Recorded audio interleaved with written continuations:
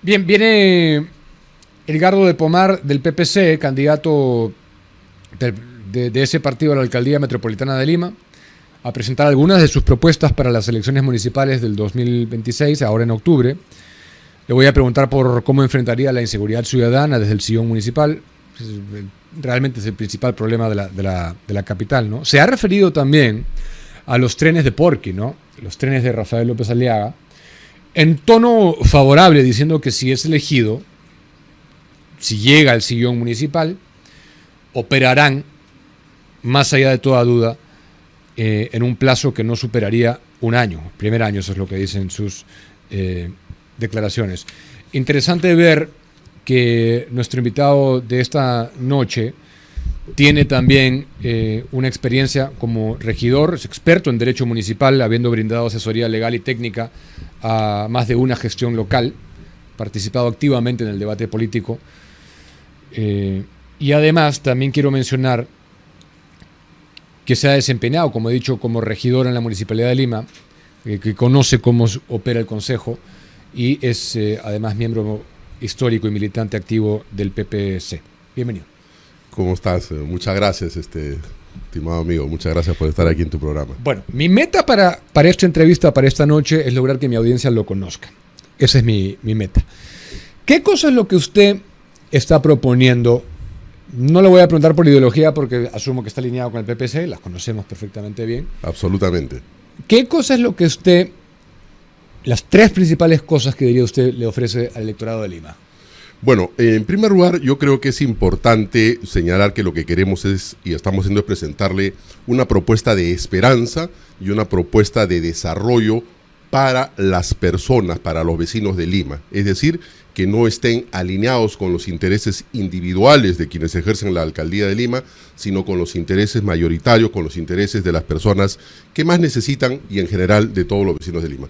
De manera que en ese orden de ideas hay tres puntos elementales y fundamentales que afectan no solamente a la ciudad de Lima, pero principalmente a Lima metropolitana, como en todas las ciudades del país, que es el tema relativo con la seguridad ciudadana, el tema del orden en el tránsito, donde las personas pierden entre 4 o 6 horas diarias, y el tema justamente de los servicios sociales, del tema de la vivienda, del tema del abastecimiento del agua, de la titulación, de los muros de contención, del fortalecimiento de caminos.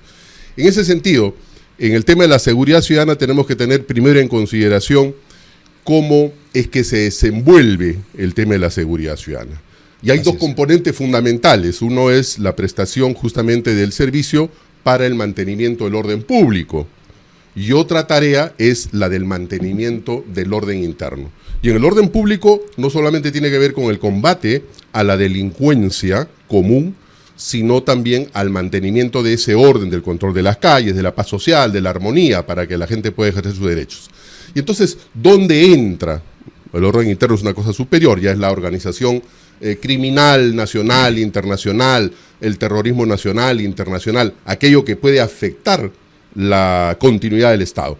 De manera que en esos espacios podríamos decir que la municipalidad no entra. ¿Dónde entra la municipalidad? A dar la seguridad comunitaria. Esa seguridad comunitaria que la daba la Guardia Civil antiguamente, que probablemente usted estaba más joven que yo, pero que existió hasta antes que Alan García unificara a la policía. Así es. Y entonces una policía cercana. Sin embargo, en el año 1958, en San Isidro, en este distrito, el alcalde Carlos Neuhaus Rizopatrón constató que ya la Guardia Civil en ese tiempo tenía incapacidades operativas. Porque cuando acontece una falta, un ataque a un vecino, pide inmediatamente la participación de la Guardia Civil de San Isidro y le dicen, señor alcalde, no hay vehículo. Y por último, no hay gasolina. Y entonces el alcalde toma una decisión y crea el árbitro de serenazgo. Pero como un elemento de recaudación de recursos para poder apoyar a esa policía que tenía pues esas dificultades operativas. Efectivamente compran los vehículos, los correajes, las radios y se las entregan a la Guardia Civil. Pasan algunos meses, como relata Carlos Neuhaus, relataba, y nuevamente sucede un hecho, piden el apoyo de la policía, no hay vehículos. Frente a la pregunta, oiga, pero si acabamos de regalar 3 vehículos, de donarles a la Guardia Civil, ¿dónde están? Bueno, la superioridad se los llevó. Y entonces, en 1990, cuando Carlos Neuhaus, miembro del Partido Popular Cristiano, también regresa a la Municipalidad de San Isidro, reinstituye la cobranza del arbitrio, pero modificamos el propósito de las seguridades del municipio. Dice, ya no le vamos a dar los bienes a la policía, porque no sirven para la seguridad de los vecinos. Y en consecuencia vamos a formar nuestra propia fuerza de seguridad vecinal. Y en ese dicto, que lleva la firma de don Carlos Noejo Rizopatrón y la mía, que era el secretario general y participaba en las comisiones de trabajo, establecimos que esta fuerza iba a estar dedicada a la protección vecinal, a la seguridad vecinal. Y así fue funcionando.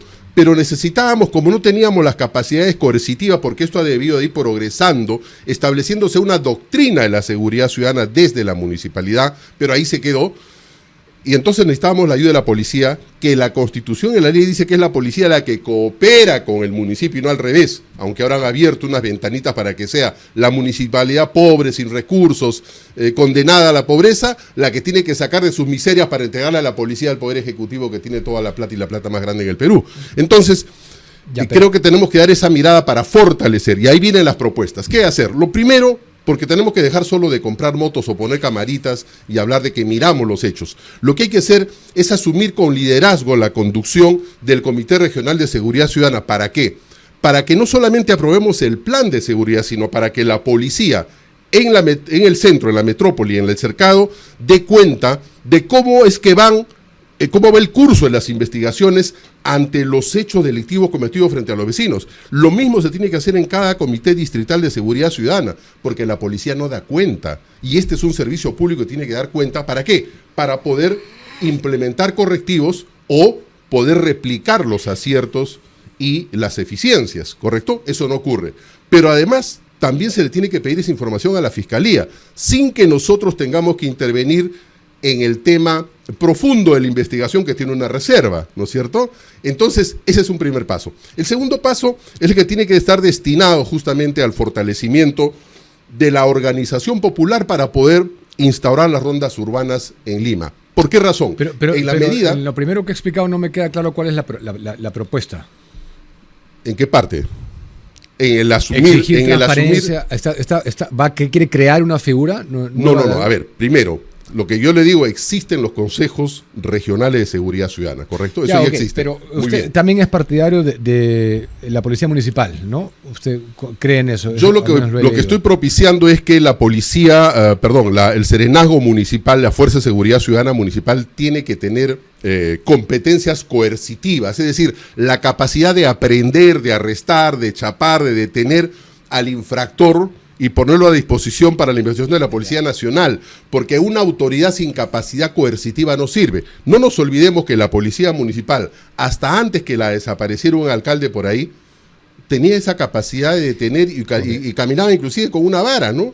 Al cinto. Pero ¿es partidario que el Serenazgo utilice armamento letal? Yo soy partidario de que debe existir otra institución, que puede ser el Serenazgo, por supuesto, que ya está organizado, para garantizar y proteger a los ciudadanos, porque si la policía no es suficientemente competente operativamente para proteger a los ciudadanos, nosotros no podemos decir que esa capacidad, esa competencia de la seguridad está única y exclusivamente reservada a la policía, porque así es. Si la ciudadanía necesita fortalecer otras instituciones para proteger, hay que tenerlas. Ya, ¿correcto? Pero entonces sí es partidario de que tengan armamento letal. Pero por supuesto que letal, soy partidario. Por supuesto. Ahí tenemos un vacío, un problema de competencias y un marco normativo. Por eso que yo le hablaba de que nosotros aprobaríamos inmediatamente el Consejo un proyecto de ley para modificar la ley actual del serenazgo, porque tenemos que ir a cambios importantes. Por supuesto que tenemos que ir a una escuela de formación, a una capacitación o a una evaluación. ¿Cómo podemos explicar que los serenos, que son servidores públicos, tengan que utilizar la ley del arresto civil para poder detener a alguien que ha cometido una infracción contra otro ciudadano? La ley del arresto civil, que es para los civiles, pero son servidores públicos. ¿Por qué la policía? ¿Por qué otras instituciones se oponen a otorgar esas competencias expresas, claras, a la seguridad ciudadana municipal? ¿Correcto? Es un elemento fundamental. Entonces, en ese proyecto de ley tiene que ir esa atribución de competencias, pero previamente con una formación. Porque esas competencias, por ejemplo, de que puedan portar armas los civiles, la tiene la seguridad privada. Y entonces nosotros nos preguntamos, ¿Cuál es la diferencia entre aquellos ciudadanos que se preparan y sacan una licencia para proteger propiedad privada de empresas o a personajes empresarios y una fuerza que está dedicada a proteger a los ciudadanos? O sea, ¿por qué restringimos, ¿no?, que esa fuerza pública de los municipios, en Lima casi 20.000 efectivos, no puedan sumarse previamente capacitados a ese esfuerzo de la seguridad?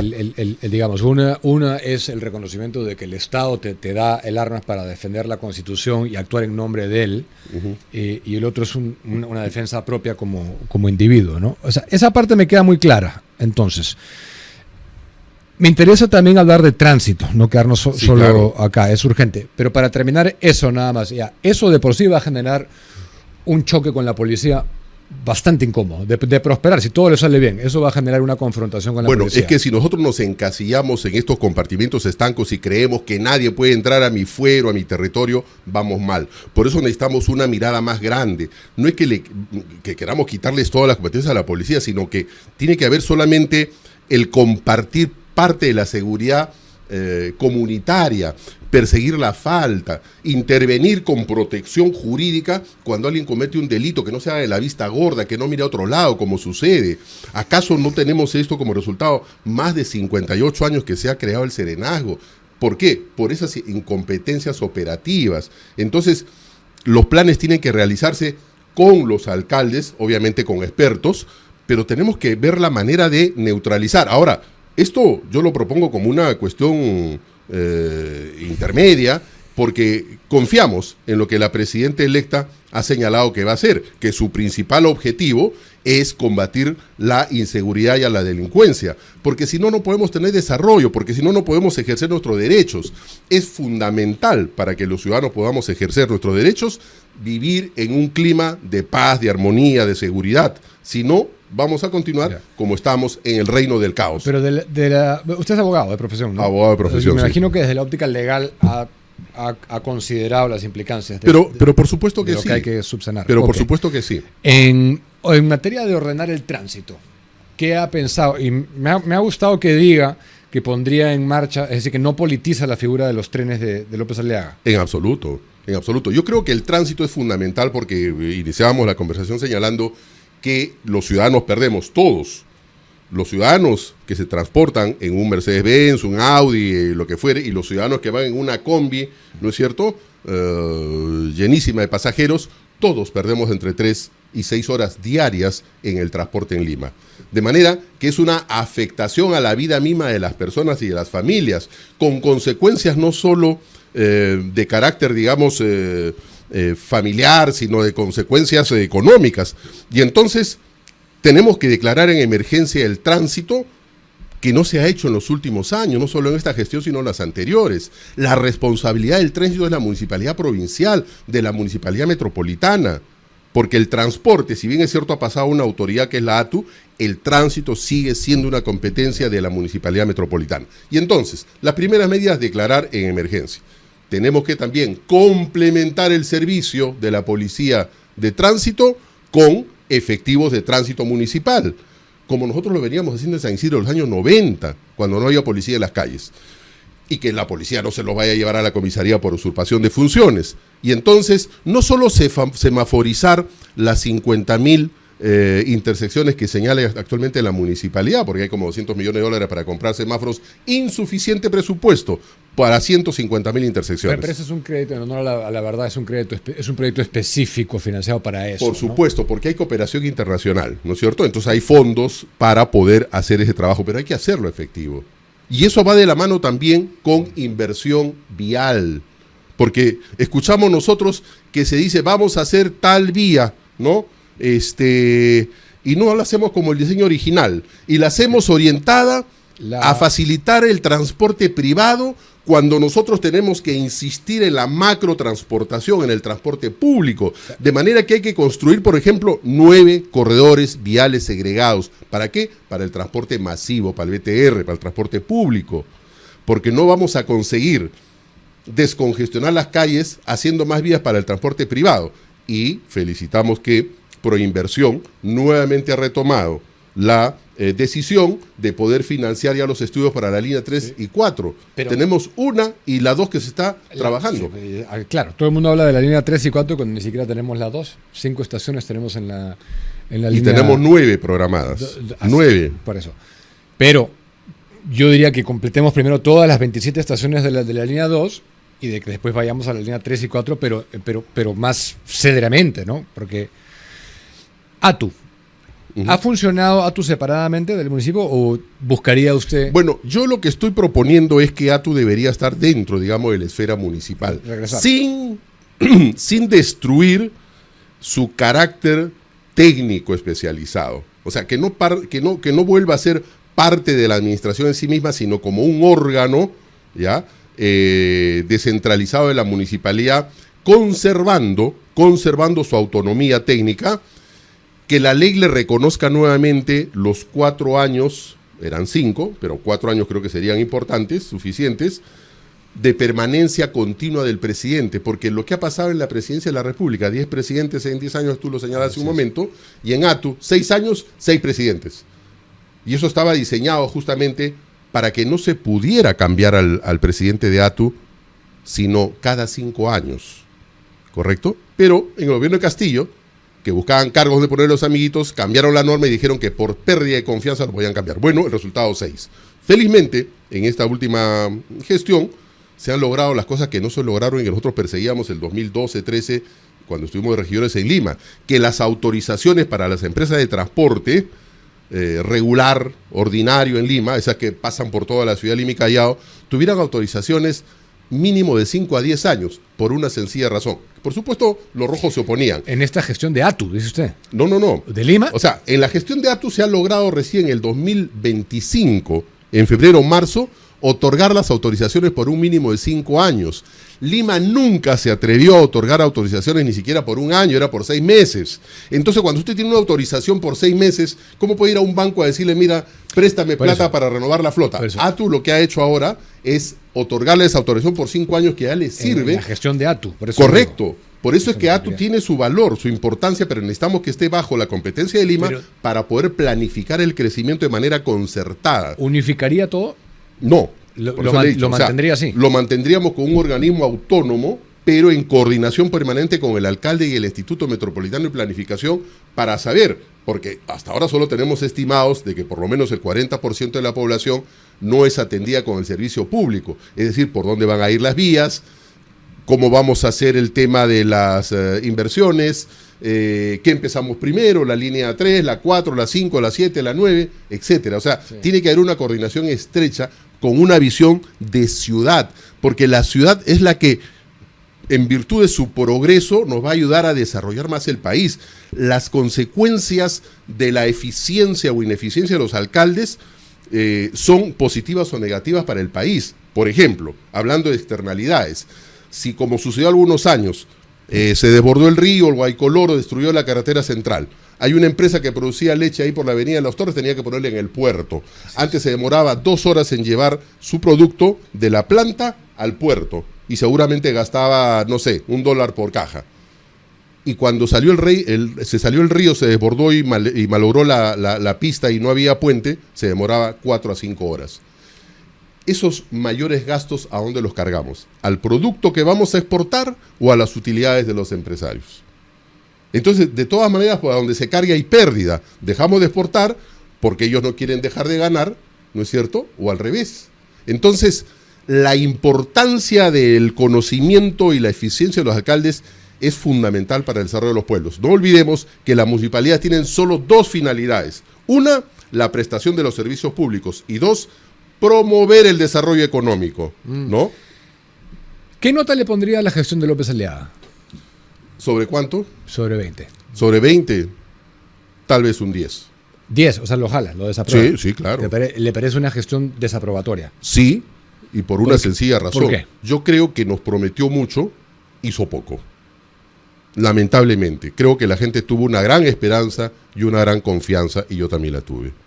Pero no se trata de siempre poner excusas a todo.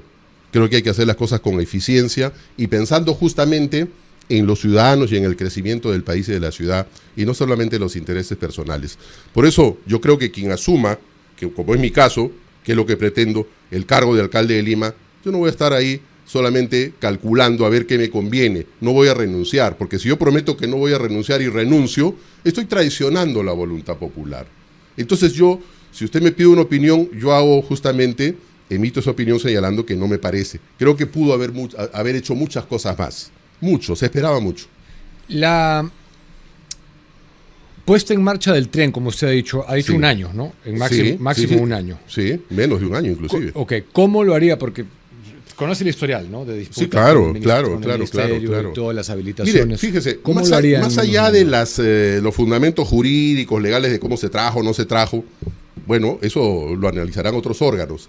Yo creo que mientras se empezó a trabajar el tema de esa solicitud de donación, debió haberse paralelamente negociado la modificación del contrato de concesión de esa vía férrea nacional. Yo creo que esas debilidades, tal vez propias de la municipalidad o tal vez propias del Poder Ejecutivo en ese tiempo, impidieron que, llegado ese tren, previo a los exámenes técnicos, las revisiones técnicas, ese tren operara. También hay algunos estudios del año 2005 que señalan todas las refacciones e intervenciones de ingeniería que hay que hacer a lo largo de la línea. Entonces no solamente es modificar el contrato, sino vamos a ver cuáles son las estaciones, cómo arreglamos las interferencias para el paso de los buses, cómo de alguna manera le damos una opción, sacamos a la población que está a 1 metro de la línea del tren, ¿correcto? Pero que tiene que operar porque hay 3 millones de ciudadanos en Lima Este que necesitan urgentemente ese medio de transporte efectivo y rápido. Pero está bastante avanzado ese tema, ¿eh? Esperemos, porque hasta ahora eso tiene que pasar por el MEF. Me refiero, lo que hay que hacer está bastante avanzado, ya está todo tecnificado. Es un tema de que hay que pasarlo por... Dios quiera que lo apuren, ¿no? Fast track. Esa es nuestra propuesta, justamente llegar a la alcaldía e inmediatamente impulsar eso para que antes de que vence el 2027 ese tren opere. Hay otra, ya le pregunté por López Aliaga, pero también ha hablado sin dar nombres, ha dicho de ex ministro del Interior, el único es Urresti, ¿no? Que dice que cuando fue ministro del Interior no hizo absolutamente nada para disminuir seriamente la criminalidad en Lima y en el país. También lo jala. Pero por supuesto, o sea, estamos en esta situación, porque ¿qué pasa? Todos esos excomandantes generales, ¿no? Los miembros de IDL que fueron ministros, ¿dónde están los resultados? Una cosa es el escritorio y ponerse a escribir algunos papers sobre la seguridad ciudadana y otras son los resultados efectivos. ¿Cómo? Demuéstrame que has bajado la criminalidad. Porque si tienes los recursos, tienes presupuestos, tienes las direcciones o subdirecciones o divisiones de la inteligencia en casi todas las especialidades de la policía, ¿por qué no logras tener efectividad y neutralizar a la delincuencia? ¿Qué es lo que pasa? Entonces no tenemos resultados positivos, por eso le decía al principio, tiene que haber rendición de cuentas. ¿Por qué? Los ciudadanos nos preguntamos por qué. ¿Nos dan cuenta nosotros? En la policía hay una batalla interna. En cada comisaría hay divisiones de investigación. Y lo que sabemos y conocemos es que esas unidades especializadas de investigación no le dan cuenta al comisario, le dan cuenta a su jefe especialista de arriba. O sea, el que esté en robos de vehículos habla con el general que es el jefe de la dirección de robo de vehículos. El que persigue criminalidad organizada habla con el jefe de arriba, pero no el comisario. Entonces, acá vamos a tener que hablar con 10 cabezas con 20. Entonces, es necesario, como le repito, que el alcalde metropolitano tome las cosas directamente al toro por las astas y pueda exigir esa rendición de cuentas periódica para saber cómo vamos. Le he pedido a mi audiencia que vaya dejando algunas preguntas, creo que es importante, mucha gente conectada. ¿Ya? También quiero preguntarle, que ha dicho usted que va a declarar en situación de emergencia la municipalidad misma. Sí, claro. ¿La municipalidad por qué la debería declarar en emergencia? Bueno, porque tiene una serie de deficiencias de orden administrativo, ¿no? Por ejemplo, no se ha implementado absolutamente en todas las instancias el famoso gobierno digital, ¿no es cierto?, que ayuda mucho a los ciudadanos desde la presentación de los expedientes a hacer seguimiento. En algunas áreas hay formas virtuales de presentar, pero no hay posibilidad de hacer un seguimiento electrónico de la marcha de los expedientes.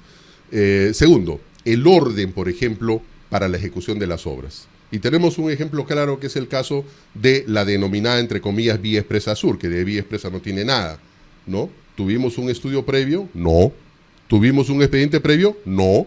¿Supimos realmente y sabemos realmente cuánto es lo que se ha gastado? No, hay estimados, pero necesitamos orden. Y ese desorden ha originado que en esa vía no haya puentes peatonales. Lo que están haciendo son puentes hechizos con partes de andamio. Yo no sé si usted ha pasado por ahí. 1000 veces. Ya, y los ha visto, a mí me sí imagino. me gusta la obra. A usted le gusta, pero hay sí que me ver gusta si eso va a resistir pues un remesón, ¿no? Pero no se ha respetado tampoco el diseño original. Una vía expresa El diseño sur, original era de 1960. pero efectivo o no es efectivo. No, bueno, se han ¿Dónde acoplado, están se los ha hecho... intercambios viales? Bueno, Pero es que lo que O tenemos sea, que hacer, no está- si alguien le promete a usted no Lima está potencia mundial, esta gestión no ha terminado. pero si alguien le dice Lima potencia mundial, ¿usted qué se imagina? ¿Lo mejor o lo peor? ¿La eficiencia o la ineficiencia? Entonces tenemos que nosotros pensar que Lima potencia mundial, Lima de primer mundo, es una Lima justamente ordenada, donde se hacen las obras planificadas, adecuadas, con todos los servicios, con los cruceros, ¿me entiende? O sea, no es un ataque a las personas, sino es una observación y una crítica a los resultados. Tuvo un resultado que no había hecho ningún alcalde en 60 años. Por ese lado muy bien, Por ese lado pero muy hay que bien. hacer las cosas Y bien. metió el ejército, sacó a la gente que estaba ahí, y Bypass Las Torres lo ha visto, cómo metió todo en fast track. Lo que usted quiera. No, hay que pero hacerlo lo ha con visto, orden. no es una obra Pero por especial. supuesto, nosotros lo impulsamos desde que yo fui regidor de Lima. Esa obra de continuar por esa zona tenía que llegar hasta el puente Los Ángeles de la carretera central. O sea, estas cosas que tienen que hacer los alcaldes están en el plan de desarrollo metropolitano. Ok. O sea, no es que llega. En mi caso tampoco sería así. Usted puede poner algunos elementos para enriquecer los proyectos, pero los proyectos de desarrollo de ciudad están hasta el año 2040. Bueno. De manera que no hay que hacer mucho esfuerzo Carretera para central, saber lo que hay que hacer. Bypass Las Torres, Juan Pablo II, lo he visto. La carretera central. Perfecto. Esas son obras que me parece no se puede desmerecer de Pero ninguna por manera. supuesto. El centro histórico, la nueva ley que permite que ProLima haga lo que ha hecho.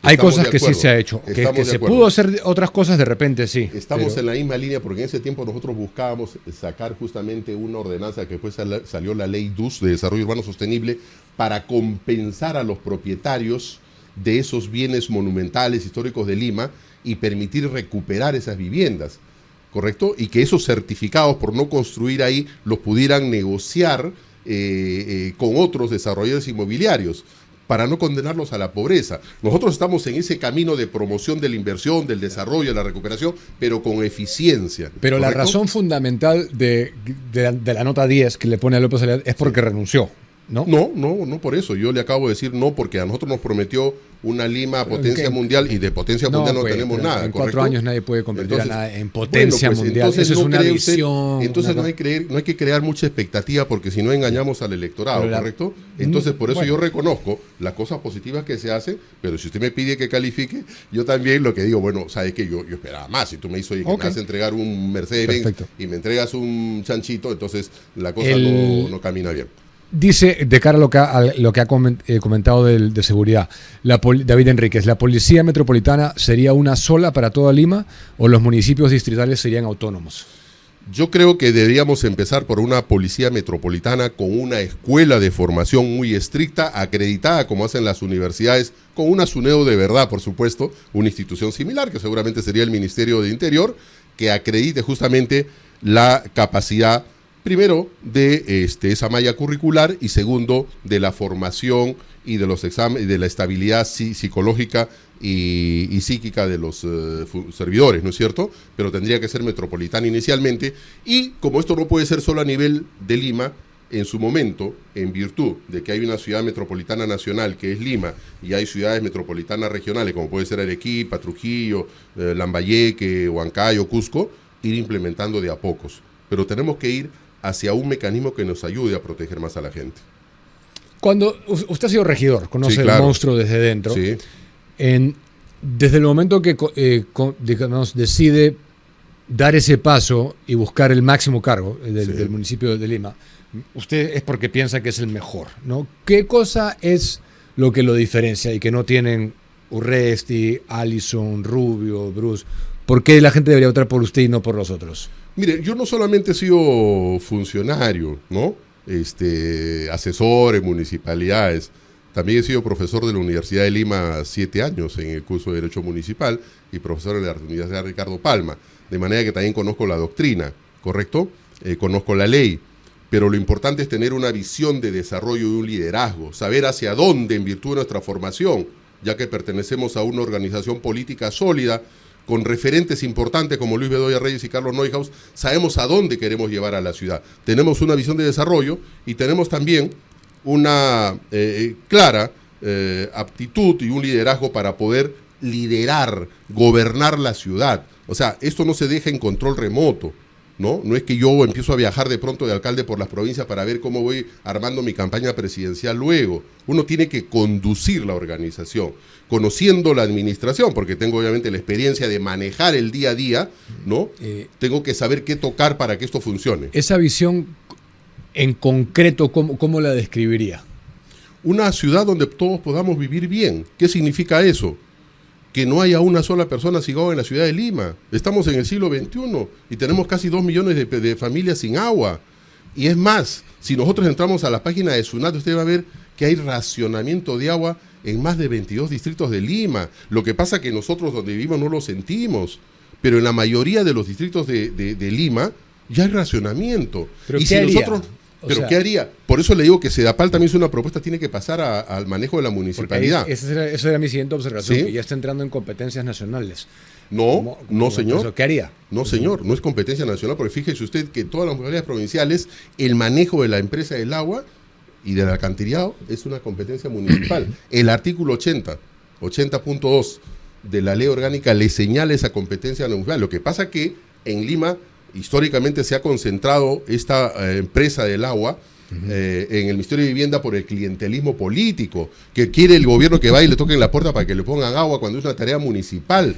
Pero eso tiene que pasar justamente a las competencias municipales para saber cómo planifico el crecimiento. Tiene que pasar. Tiene que pasar. Pero no es así, yo le digo cómo es hoy. Sí. Pero yo le estoy diciendo cómo debe ser, pues, porque tenemos justamente que aspirar a una ciudad de la eficiencia, del desarrollo, donde las cosas funcionen bien, donde le podamos dar bienestar a la gente. Entonces, si nosotros solo impulsamos el desarrollo de las grandes construcciones a las cuales le aseguramos agua y no miramos al costado y que hay 3 millones de familias que les falta agua, o sea, eso es una absoluta falta de sensibilidad. Entonces, nosotros justamente lo que criticamos es eso.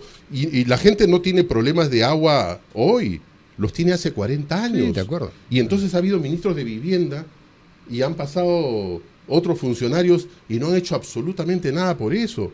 Por ejemplo, estas obras para alimentar y desarrollar las cabeceras de cuenca para alimentar de mayor agua a la Tarjea, ¿cuántos años están esperando para ejecutar? Eso es gestión y eso es articulación con el Poder Ejecutivo. Por eso es importante hacer una propuesta de desarrollo, de esperanza, de progreso, y con una, además, actitud de una articulación y coordinación muy cercana con el nuevo gobierno para que estas cosas puedan desarrollarse y alcanzarse. Bien. Permítame hacer una mención y seguimos. En el Perú, la minería puede ser una oportunidad para todos. El Consejo Nacional de Minería promueve una minería con verdadera inclusión, formal y sostenible, donde todos los peruanos tengan la posibilidad de crecer y aportar al desarrollo del país. ¿Quieres ser parte de este cambio? Escribe a incorporaciones@conademi.pe y a compliance@conademi.pe. Conademi, construyendo juntos una minería para todos los peruanos. Ahora, en materia social, imagino que está alineado con los valores tradicionales del PPC. Con los valores humanos. En una humanistas. Administración suya no veríamos marchas trans en la Plaza de Armas. Mire, yo creo que la libertad de expresión es un derecho de todos los ciudadanos, ¿correcto? No, pero organizada por el municipio, avalada. No, pues si los ciudadanos quieren marchar, seguramente se organizarán, pedirán permiso, porque de otra vereda también me preguntaron a mí si yo iba a permitir las marchas de la izquierda. Yo le digo, nosotros respetamos los principios y los derechos, en la medida que haya responsables, en la medida que se respete el orden público, en la medida que se respete los derechos de los demás ciudadanos y que se pueda dar cuenta, porque hay una cosa, la libertad se ejerce con responsabilidad, no porque yo soy libre puedo hacer lo que me da la gana y ofender a los demás, ¿correcto? Entonces tiene que haber prescripciones claras. Ya, pero bajo su administración, ¿el municipio estaría alineada a la banderita multicolor? No, ¿por qué va a estar alineada? Eso es un tema de porque hay municipios, ¿no? Por ejemplo, en Santiago de Surco es así. Ah, bueno, no, de ninguna manera. Yo no comparto esa posición. No. No, yo no comparto esa posición. Yo no puedo llevar una institución pública que se alinee con la Agenda 2030 y esas cosas, ¿no? Ok. Sin que significa discriminar a nadie de ninguna manera, porque obviamente nosotros respetamos la dignidad del ser humano y creemos que estamos obligados también a hacer todos los esfuerzos por respetar nosotros mismos nuestra propia dignidad. Claro que sí. Doctor, muchas gracias. Un gusto conocerlo. Le doy la Diego, última palabra para cerrar. Diego, muchas gracias por la invitación y bueno, para los amigos que recién se han enganchado, soy Edgardo de Pomar, candidato a la alcaldía metropolitana por el Partido Popular Cristiano. Muchas gracias por esta invitación. Un gusto. Estaremos en contacto. Son las 8:11, seguimos.